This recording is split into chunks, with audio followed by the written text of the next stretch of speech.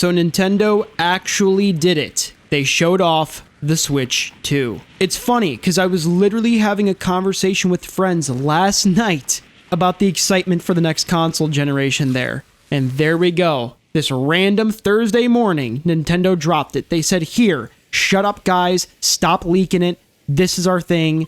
Enough. In case you haven't seen, the console has been leaking and leaking a lot for at least the past week through Twitter. So those caught up on those leaks already knew what this thing was going to look like. They knew about the U-shaped kickstand. They knew a ton of these details already. What factually matters from that reveal is that we see what the thing looks like. The Joy-Cons and the console itself is confirmed to be bigger. Looking at the controllers, it looks like there's some new buttons, but we don't know what they do yet, necessarily. We see the new model of the dock. And what's the point of a gaming console if we don't know the games, right? Well, thankfully, we got like 5 seconds of a brand new Mario Kart here. And we know the date of the Nintendo Direct on this thing, April 2nd. Therefore, there's no way this thing is dropping before April. We have the release window of 2025. Kind of reminds me of Grand Theft Auto 6. Very, very vague. I don't necessarily believe it yet, but I'll take it. Therefore, from this trailer, what we don't know is the specific release date, the price, and what games will be on it on launch. Nintendo actually revealing the thing, that's obviously a huge first step, and props to them for finally rolling it out. What we now need to know, which we will likely learn through that Nintendo Direct, is what the game lineup will be on launch, how much the thing is, how the Nintendo Online memberships will work with the device. We don't even know the console's UI yet. Hopefully there's a better eShop, because the Switch sucks. We don't know the price of games because they could bump it up to $70 like the other consoles. And we don't have the price of the console.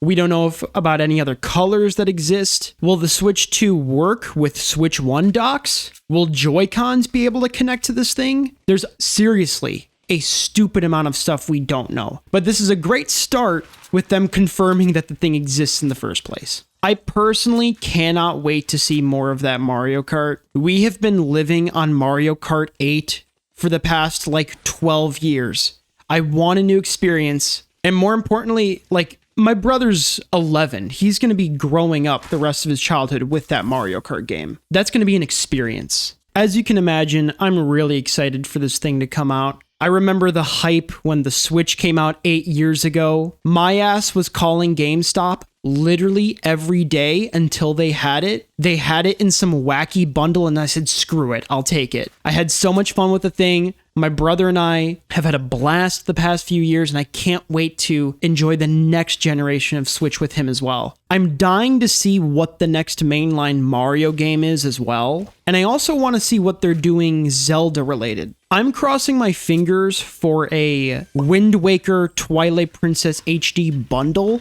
I've been looking up Wind Waker Switch videos for probably 4 years at this point. I really want that portably.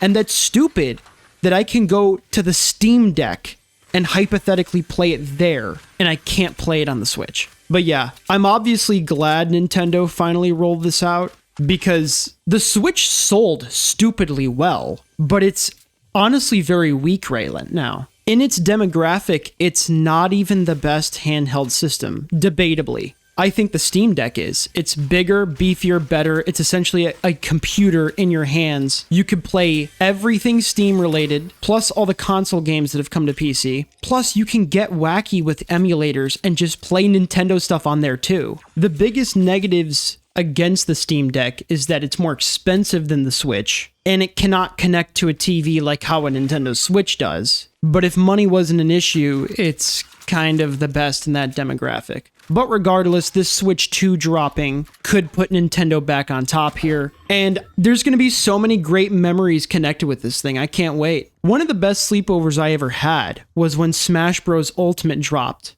And me and my buddy just slowly looked at all of the game's content.